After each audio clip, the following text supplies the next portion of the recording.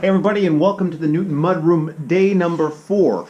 Today was the day we got all of our deliveries in from the Home Depot, and so we took the whole day sorting it out. And so it was a matter of checking the list, making sure that everything came in, and there was a couple of things that were missing, a couple things that got damaged in transit. So that's kind of what we did today, was just lay out everything. And of course, you know, we had this great clean slate that we started off with.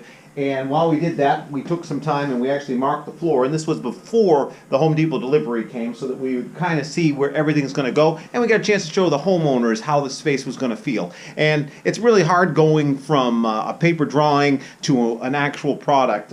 We do a lot of visualization, but until you're actually in the space and you walk it, you don't know how it's going to feel. So that was kind of what we did today, and we counted everything in.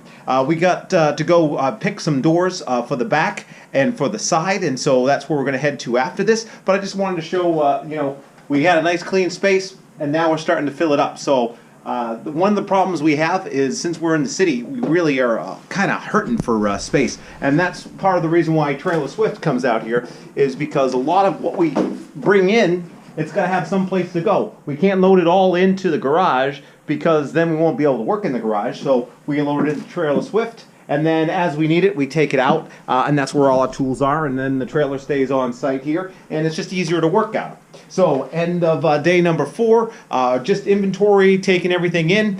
Tomorrow we start our framing. Now that we've got everything all laid out, we know where it's going to go, we're finally going to start seeing some elevation and this really start to take shape. So hope you check it out. Please subscribe to the YouTube channel and leave a like, and I'm always happy to read the comments and respond. So thanks for coming with me. Bye.